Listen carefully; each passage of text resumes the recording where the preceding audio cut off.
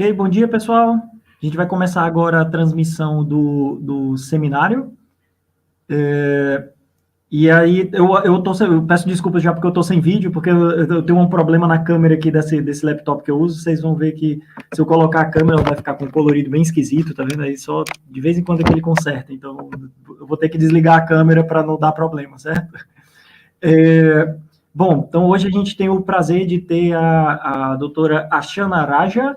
I hope this is how I pronounce your name correctly. Archana Raja, right? Okay. Yeah.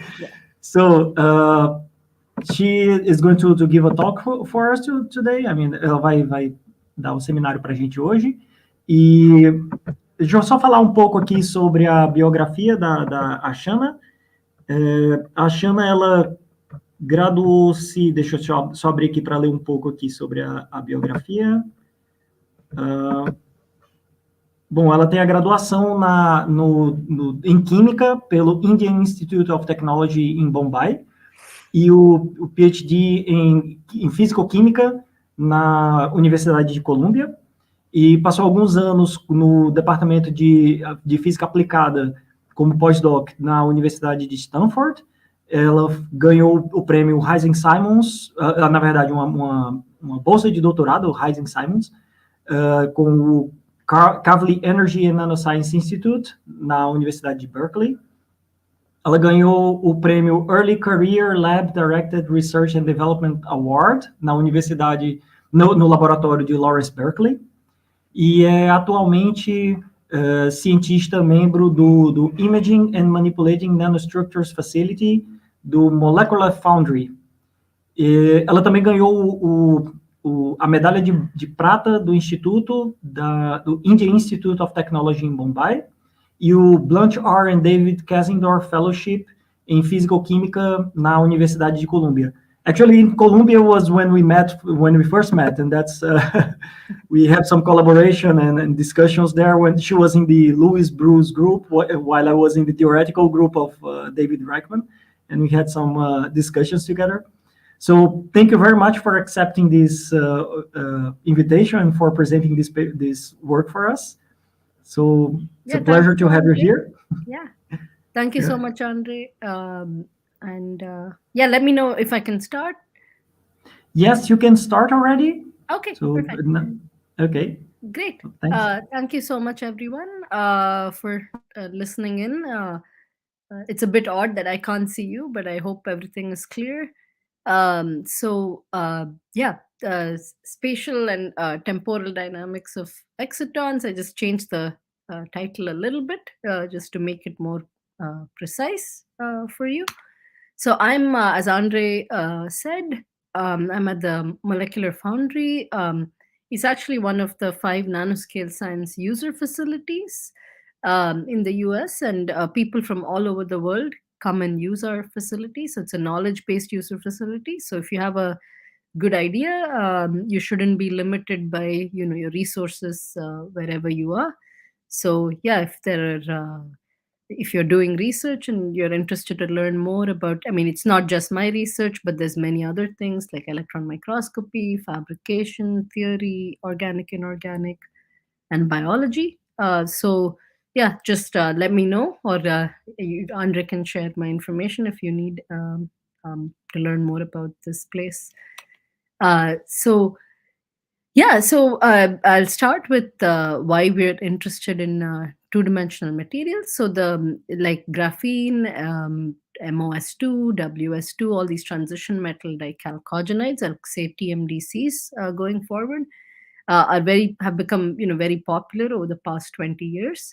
But the bulk crystals themselves are very old materials, like of course graphite, or these TMDCs were used as lubricants, and their properties were well known. So the TMDCs in particular are interesting because they're semiconductors, so they have a band gap, unlike graphite or graphene.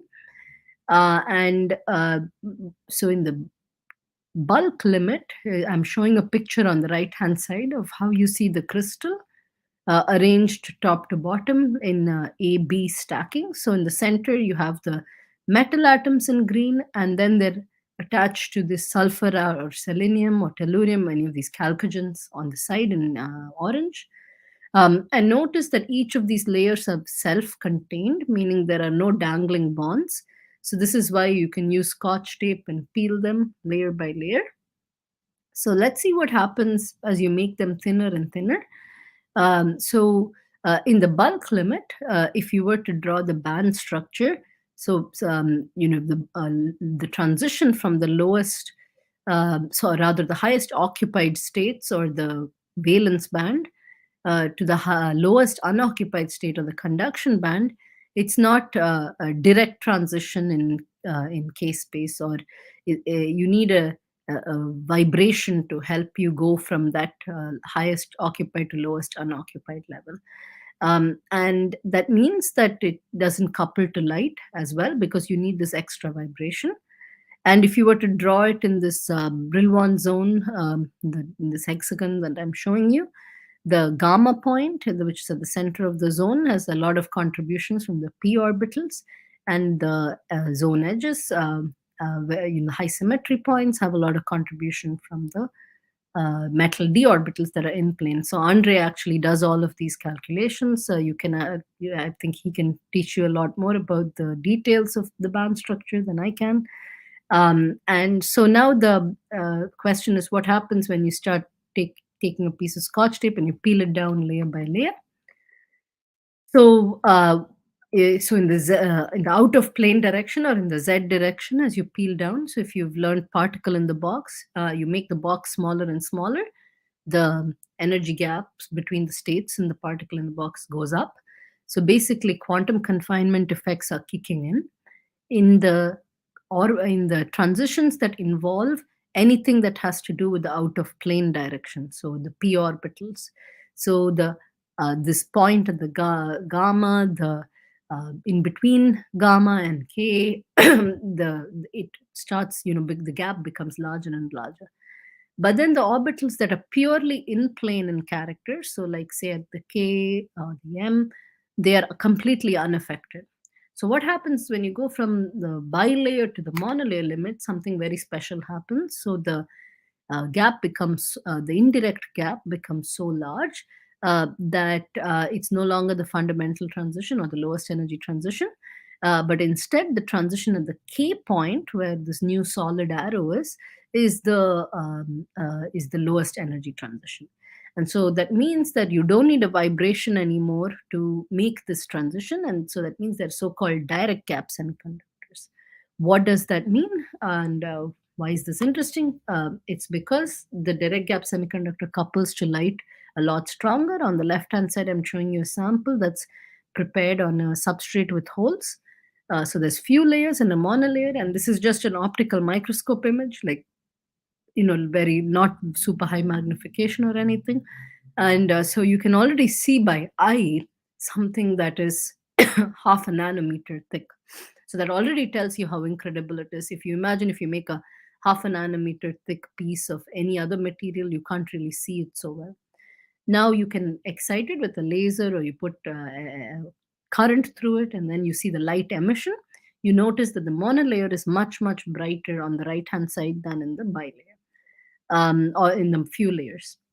So these two papers that I've cited, the Splendiani and the Kinfai Mark, these are the two papers when I started my PhD that demonstrated this effect. And then since then, the field has become really, really active. And now at MRS, there were so many. I'm at a conference right now, so I'm sitting in a hotel room. Hundreds of people are attending talks about many, many details of these materials and the applications. One specific thing that actually I worked with Andre on was about learning about the excitons in the two-dimensional limit.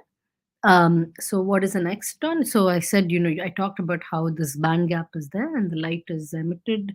So when you excite an electron from the valence band to the conduction band, it leaves behind a hole. And those two entities can interact just like a hydrogen atom. And in the 60s, Natalia Rytova, and then more than 12 years later, Keldysh described this in solved the hydrogen atom in a 2D model.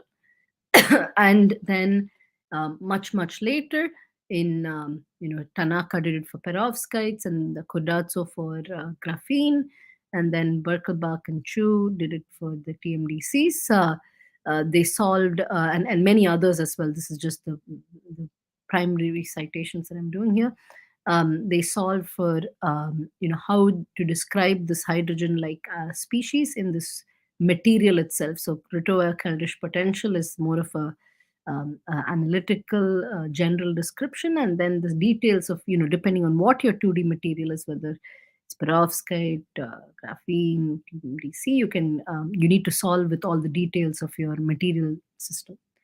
So why am I talking about this? It's very, very special because it is now bound very tightly.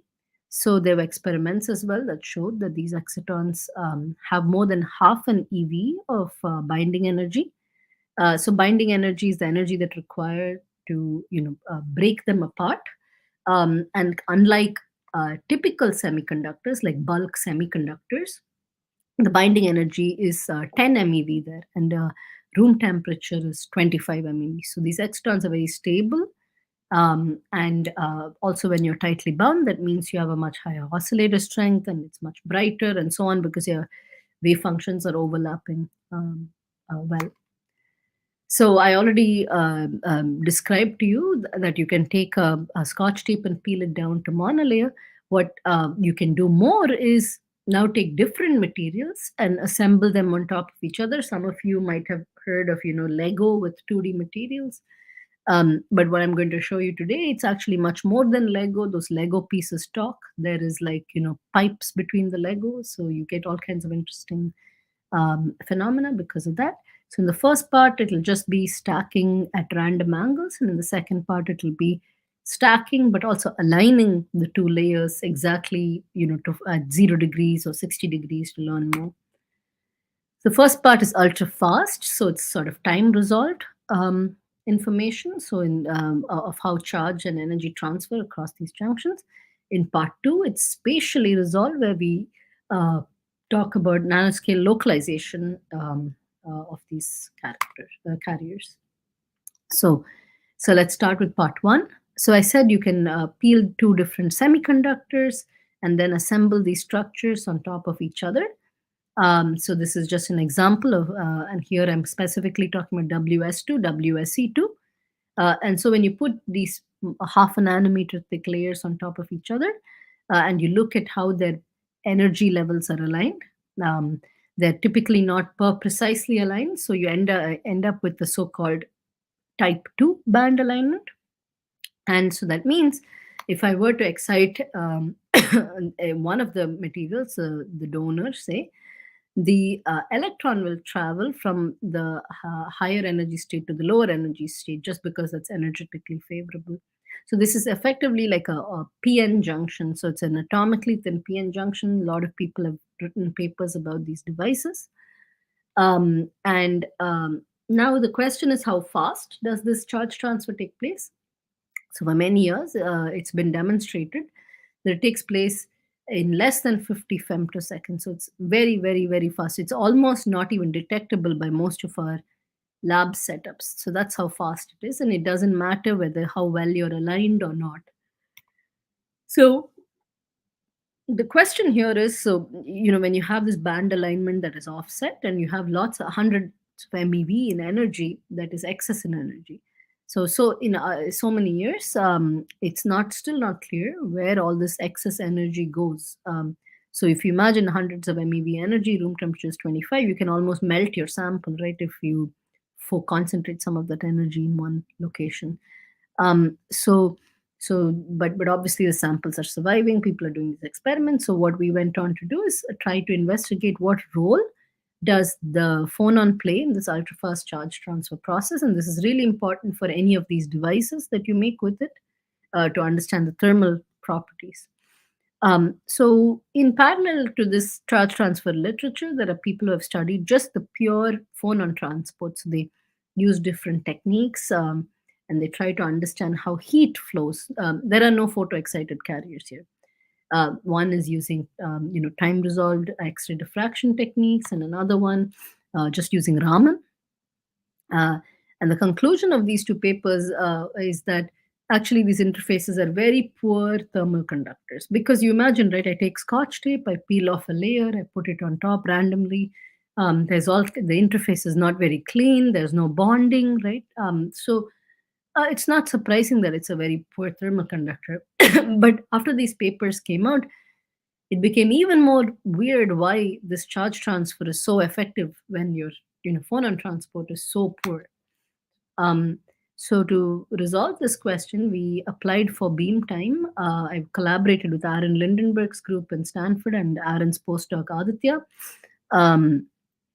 So my student Johan and I made some samples where we created this heterostructure and encapsulated it in some buffer layer of hexagonal boron nitride. I can get into more details of the sample fabrication if it interests you later. And then we put it on like a window. And then we went to this so-called mega electron volt ultrafast electron diffraction setup at Stanford National Laboratory. So it's called SLAC. It's a Stanford Linear Accelerator.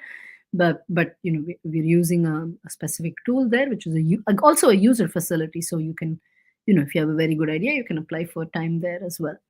And so in this experiment, what we do is we come in with an ultrafast laser. So just like the charge transfer experiments, we excite it, and obviously charge transfer happens at that time. It's been very well established. But at the same time, what we do, instead of probing also with a laser, we probe with an electron beam. And the electron beam gives you really nice pictures of this diffraction of all the layers. You have this pretty picture which shows many hexagons that are at different angles to each other. And you can resolve each layer. So angstrom by angstrom almost, the information from this diffraction pattern. So the key thing in this is that you can use it to probe the lattice dynamics. So the readout that in this experiment is basically the intensity of the Bragg peaks, how bright they are. And so as the atoms start getting hot, they start vibrating, and this intensity actually goes down when they become hot. And this is very clearly defined by the Debye-Waller relationship. When they and so basically what happens is that when they vibrate, there are a lot of phonons, and then the energy goes into the background in this diffraction pattern. So what we're going to track in this experiment, we did the baseline experiment where basically we only pass heat. So we excite a transducer layer on top, which we just heat with the laser, and then watch what happens to the phonon mediated energy transport. That is purely thermal transport. There is no charge transfer or anything happening. And what we find is that the sample is heating up. So you see the y-axis, the differential change in the intensity and of the Bragg peaks, and then on the x-axis, it's the time delay. It's hundreds of picoseconds, and it's just getting heated up. And the Q2, Q3 refer to the different orders of diffraction. So the Debye-Waller scales with orders. So that's actually a way we confirm that it's Debye-Waller. So anyway. So we do this experiment, and then we need first principles theory to convert the intensity to an actual temperature. So we do that with our collaborators, and then we basically end up with a quantitative measure of temperature with angstrom resolution on picosecond time scale. So there's weak vibrational coupling between WSe2 and WS2, and you can see that on the plot on the right, that the two layers, even though they are sitting right next to each other, they don't really even equilibrate on the nanosecond time scale. And so then you can fit this temperature as a function of time using the Fourier heat equation. You can simulate how this thermal transport is, and you can extract a thermal boundary conductance. Sometimes that thermal boundary conductance is also called Kapitsa conductance. It's just a name. And you extract a number that's 5 megawatts per meter square Kelvin, which is a very, very low number. So it's as poor as air. So then in the next experiment, what we did, we did the charge transfer experiment. So we directly excite WSe2, and then we watch what happens. So in this case, immediately when you track the temperature, they start heating together concurrently with less than 1 picosecond lag. So in the previous case, they didn't even reach the same temperature after more than a nanosecond. But here, the moment you excite WSe2, WS2 already starts heating up. So what's going on here? So if you were to model this temperature rise using this Fourier heat equation, you end up with something that's 400 times larger. So this is not a real, we're just fitting to some model. This doesn't have any physical meaning, but it already tells you something very different is going on, that you can't just describe it with phonon transport. And so we talked to our theory collaborators on what's going on. So the figure on the right just shows you like that, it starts behaving like a coupled system right from the start. So in the previous page, you saw that the two temperatures were just, going up, but they never reached the same temperature. There was almost, tens of Kelvin difference. But over here, they're the same temperature right from the start. So just to put everything in perspective, when you only have phonons, it's a really bad thermal conductor. And then when you include photoexcited carriers, it actually becomes an absurdly good thermal conductor. But again, I want to say this is sort of an equivalent conductance. So how do you explain the fast thermalization following the charge injection? So for that, we worked with Jonah, Les, and Filippi on the details of how this charge transfer works. And what they showed us was that there is actually, even if you assemble your sample with Scotch tape, it's just done by hand and it's not a super clean interface, you still can have this electron glue that goes across the two layers. That's still robust, the p orbitals that are extending out. So at the so-called lambda point in the band structure acts like a portal to enable this charge transfer. So from WSe2 K point, you transfer to the lambda point of WSe2, which is now hybridized across the two layers, and it goes then to the WS2. So this is how the charge transfer is taking place. And this is why when you look at the final state result scattering rates, so if you start at the K point, so they can do this phonon scattering calculation, they start at the K point, it's a star, and then they see where the carriers go. The lambda point really lights up. So these are like calculations that they implement in a certain formalism, basically like a Fermi golden rule. They get the matrix elements from some other roots, and they can show us, in tens of femtoseconds where the carriers are going. They can also, because you're a theorist, you can split up all your data in many different ways. Because in experiments, we just see a combined sort of observable. And so over here, you can distinguish optical acoustic phonons, WS2, WSe2, state sort of layer resolved as well.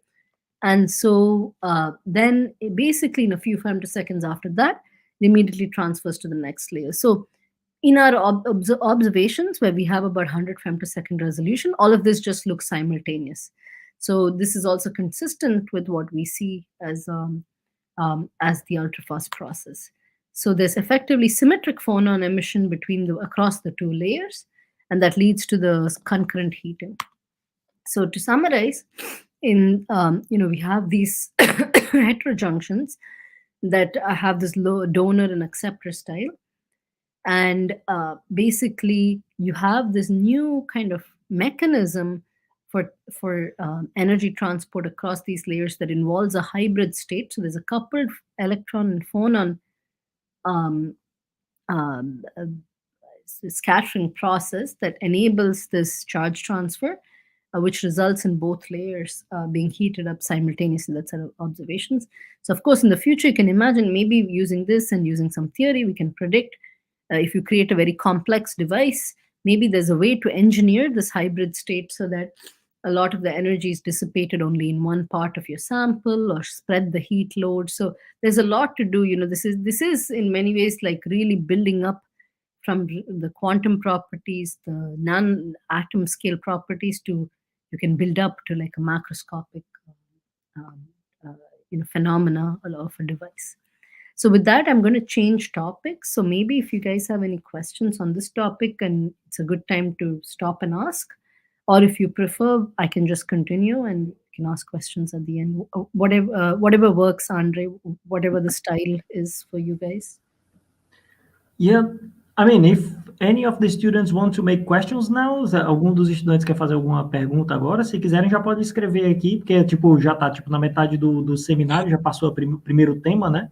Então, se alguém já tiver alguma dúvida, pode colocar por aqui, viu? Mas eu acho que eu vou já deixar continuando o seminário, né, para a gente coletar talvez todas as perguntas no final, ou se no meio do caminho aqui vocês colocarem alguma pergunta e for rápido de responder, eu acho que eu coloco já na tela, tá? Okay, Arshana, so I think I will leave all the questions to the end of the seminar, and then we see. But if something shows up and I think that it could be maybe a quick question, then I will show this question here and then. Yeah. Sure. Okay, thank you. But you can go on for the moment. Okay, perfect. Thanks. Okay, so obviously all of this work is not just done by one person. It's a very big collaboration. So I'd like to particularly highlight Aditya, Felipe, Aaron, and Jonah, who worked a lot on this with me. And we, collaborated with Japan. We collaborated with Stanford. And our main funding source comes from the Department of Energy in the US. Okay, so in the previous case, we on purpose did not align the sample so that we could see the diffraction pattern very clearly, right? If you were to align the sample and you see the diffraction pattern, those spots will overlap, and it's hard for us to distinguish what's happening in each layer. So, but there are a lot of interesting things that happen when you actually do align the registries of these layers. So WS2, WSe2 have about a 4% lattice mismatch. And when you align them and put them on top of each other, it takes about 25 unit cells of WSe2 to match with 26 unit cells of WS2. And then what you do is you create an overarching superlattice over and above the intrinsic lattice of your crystal. And this leads to all kinds of interesting effects. So one of the things that became very popular recently was the signatures of these excitons show unique effects when you align. So this is the reflectance contrast spectra, which is basically like an absorption spectrum. And you see these peaks of WSe2 and WS2 when you look at the sample at a very large angle. And then when you align it, what they showed in this paper that's cited below is that your A exciton peak now of WSe2, the lowest energy peak, now splits up into 3 peaks.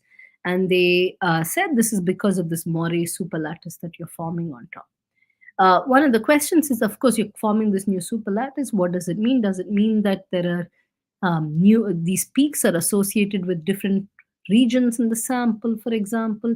Is there a way we can look at the absorption, but with the resolution of going inside the moiré unit cell? So less than 8 nanometers, can we resolve this absorption spectrum, really do nanoscale absorption?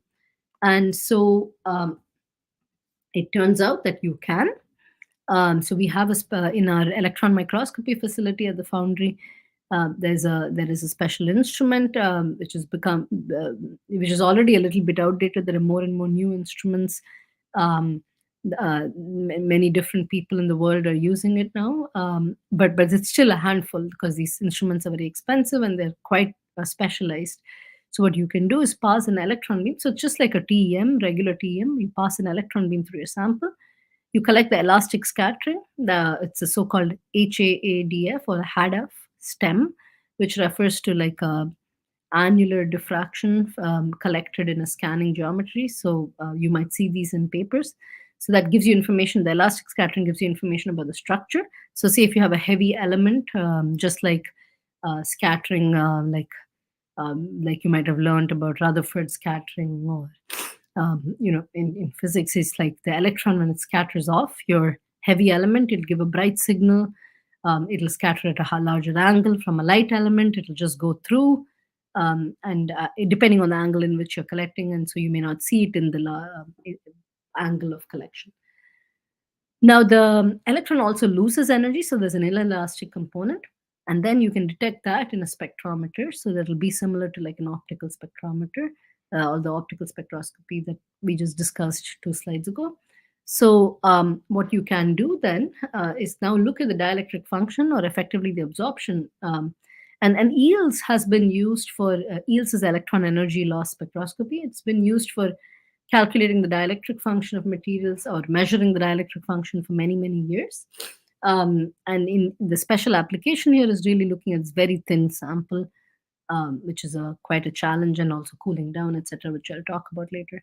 So the dielectric function has information about the polarizability, and the absorption comes in the imaginary part. So if you were to talk about the scattering of the electron from your sample, the imaginary part shows up in this energy loss function very clearly. So we can measure the absorption, and actually, because the probe size with an electron, you can make it really, really small. With linear optics, you're limited by the diffraction of light, which is hundreds of nanometers, so in the visible. So, but here you can really do with almost nanoscale resolution. So the experimental challenges are that in all of these experiments, we need to cool down, because otherwise your features are too broad at room temperature. So there's all sorts of phonons and vibrations that make it broad. And this is very hard in an electron microscope. You don't have a cryostat, but you basically have a bucket of nitrogen that you just keeps it cool for like an hour, and you have to do your measurements.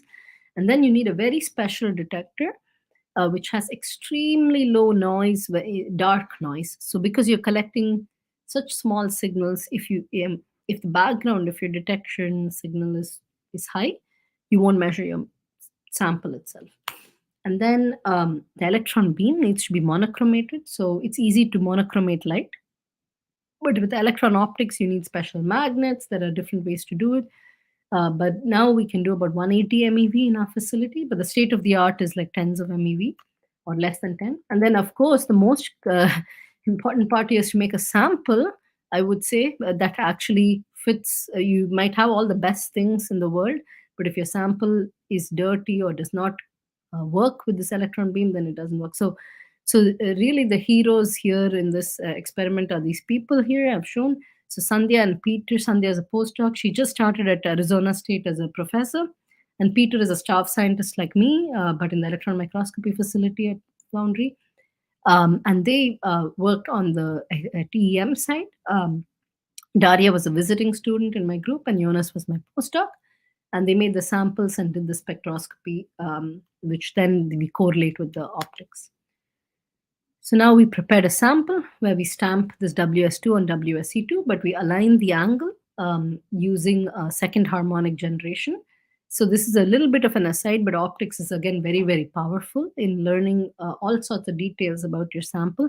So instead of doing X-ray diffraction to learn about the crystallography axis, you can shine light.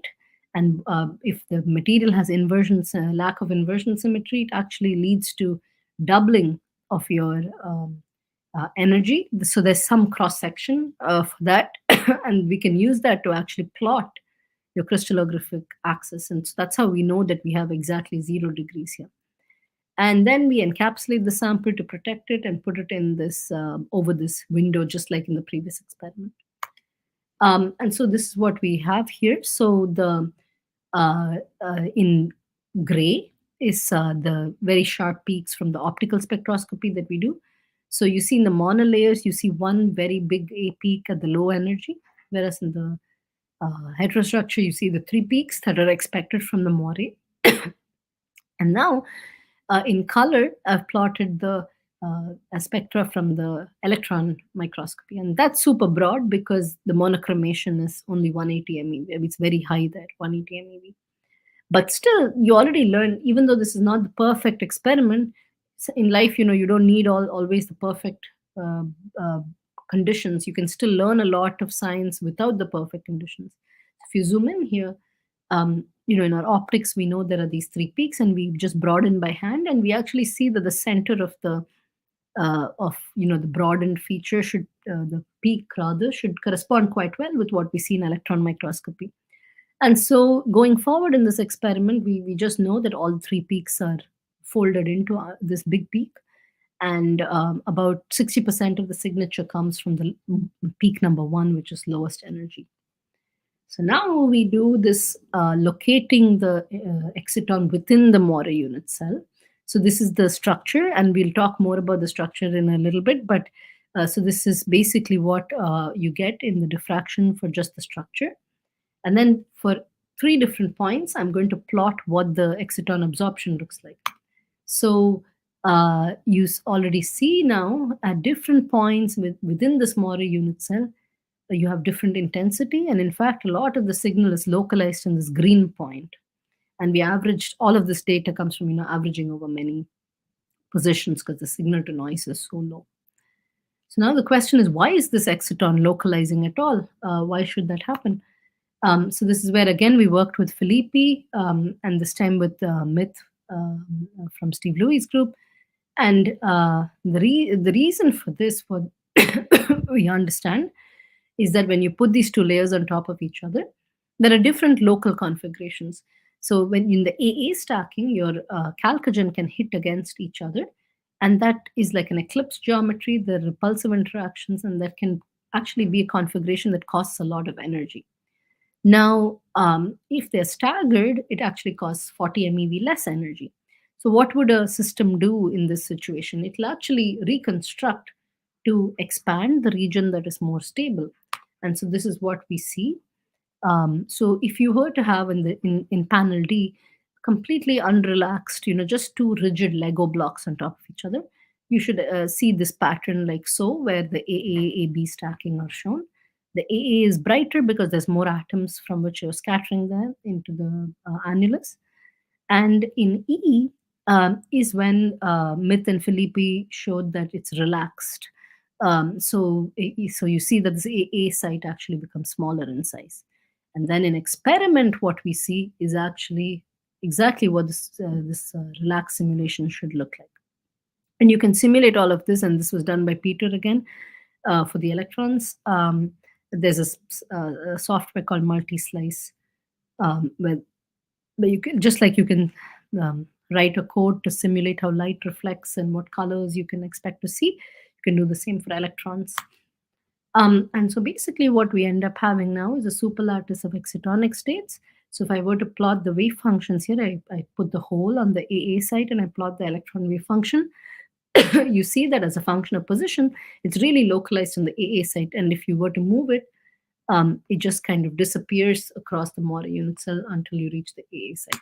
So they were Myth and Felipe were able to plot this local oscillator strength, basically showing that the oscillator strength is the square of, related to the wave function at 0, and so it's really bright on these AA sites, and this and oscillator strength is related to the light matter coupling.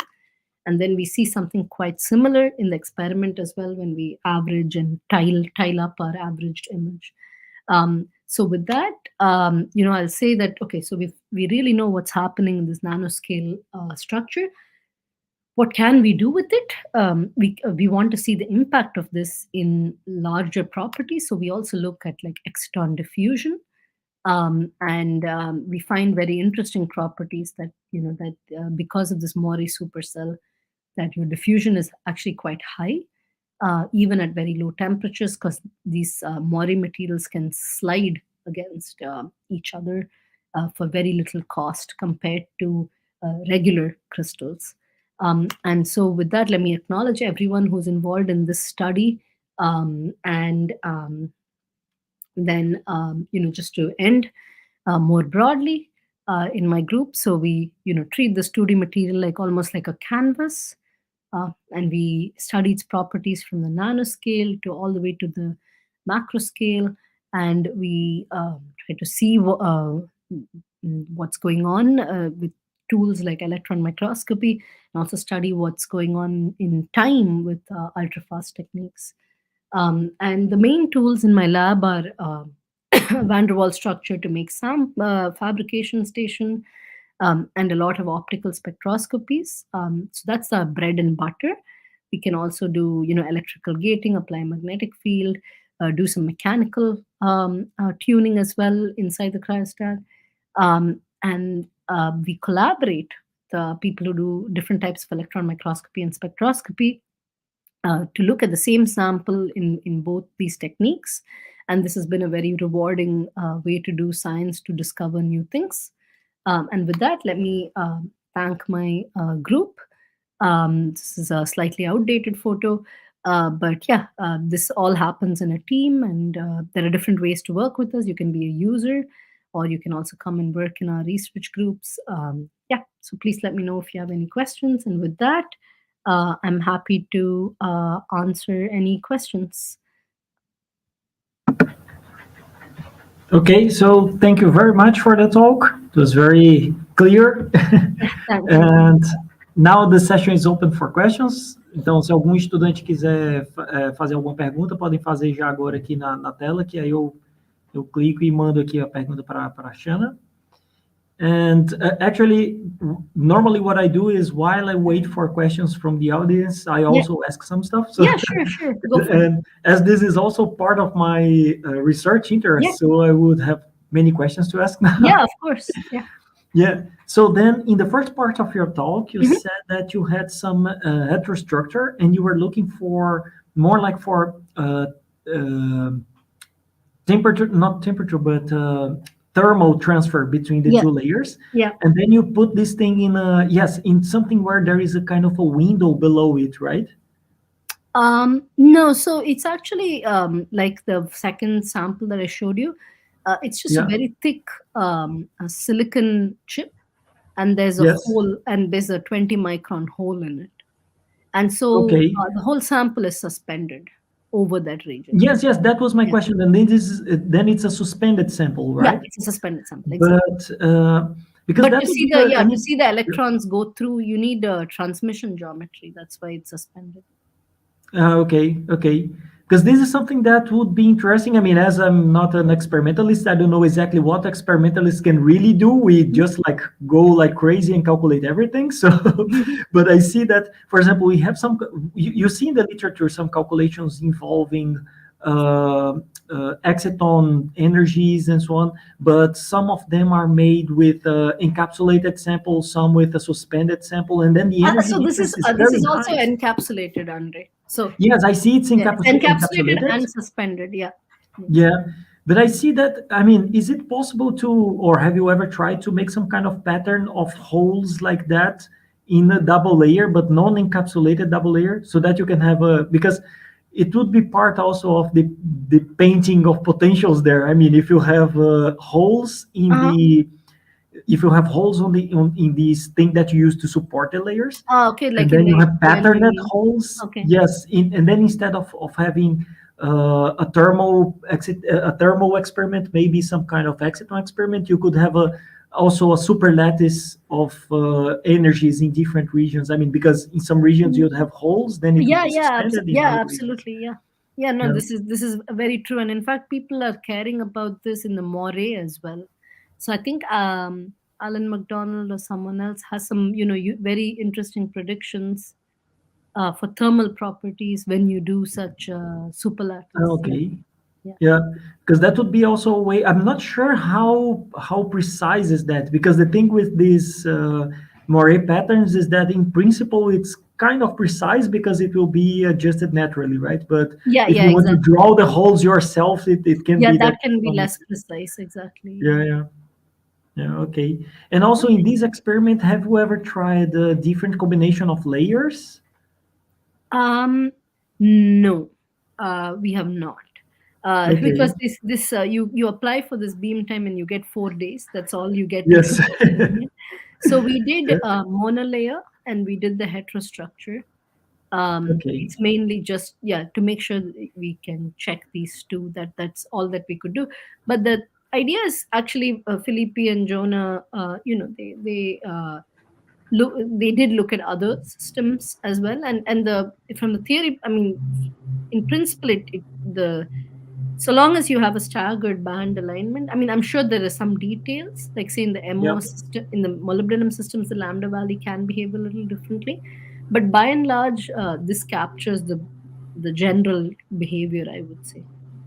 Yeah, I think that in all the TMDs there will be this thing with the probably this lambda valley or gamma exactly. valley. The lambda valley. So some charge transfer will be available because of those. Exactly. Those states. Unless unless this alignment is different for some reason, right? Yes. That once that's different, of course, it can change. Yeah. Because I was curious about that, just because we also have this is a synchrotron facility, right? What you have in SLAC? Is that a synchrotron accelerator? No, this is actually something called a klystron. It's a really old technology. Okay. Yeah, because we also have some people working on 2D materials in a lab where they have an accelerator in São Paulo, in Brazil. And then maybe they would be interested in doing that. I would talk to them with about it. The X-ray diffraction they did, the time resolved X-ray is something they did. Yeah. Okay. But I was curious if these, because this is particular, at least for the TMDs, that would be always true. But I will have to check if other from the other exactly, for the other, like, I don't know, like there are chromium bromide, perovskite, there's so many things, like I don't know if this idea is exactly true for those as well. So yeah, that really depends on the details of the hybridization. Okay. And now for the part where you talk about moiré patterns, and okay, so there, do you also know, or do you make yourself some measurements on other kinds of polaritons in these things, like let's say materials where you could find plasmons in a moiré pattern, or phonons in a moiré pattern?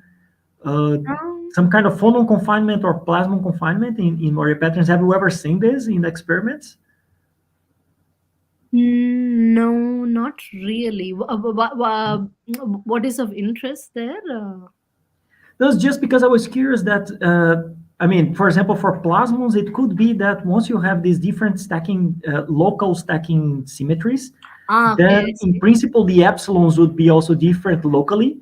And these would make, the dielectric constants would be, effective dielectric constants would be like space dependent somehow.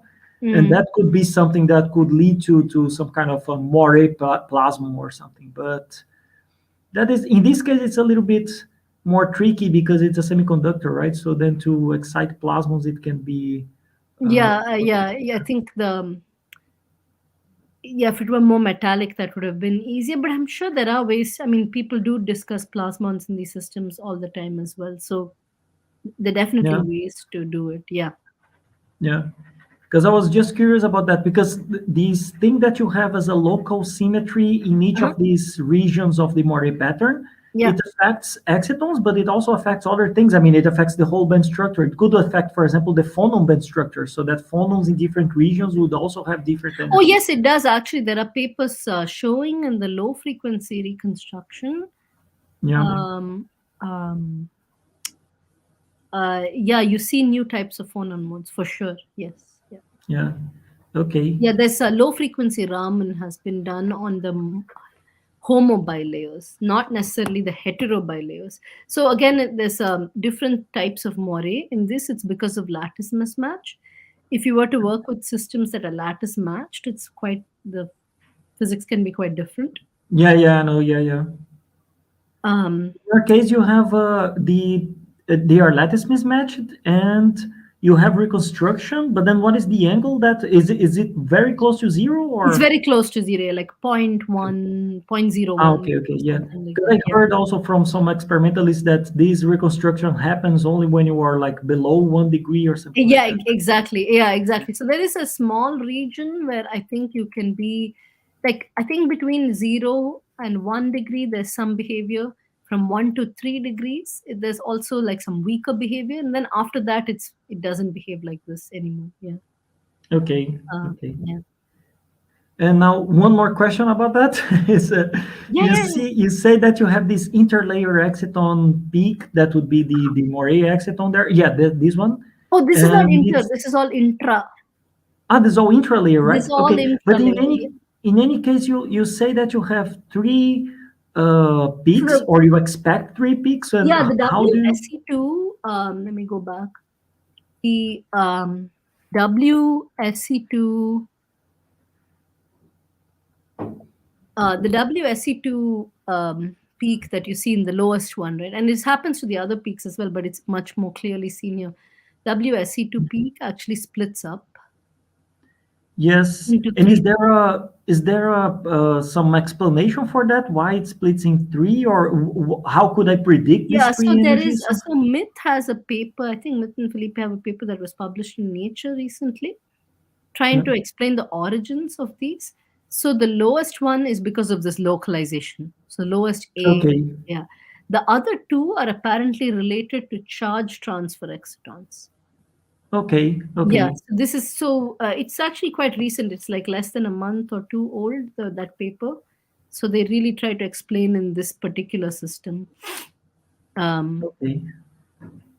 Yeah, no, but that may be, I was just curious about that. I mean, even if you have, if you see even previous papers also by the Alan MacDonald group, they Uh-huh. also have something like this region of, let's say, if you take the region of, I don't know if it is AA stacking, that would be lowest energy for excitons there. Then it could be a confinement region. Yeah, in Yeah, your case, it's AA, right? Even you see the oscillator strength is higher in this yeah, it AA is region. confined. Yeah, exactly. Yes. It's basically And then confined to as it this. is confined, it can be that you can even find some eigenstates of the excitonics.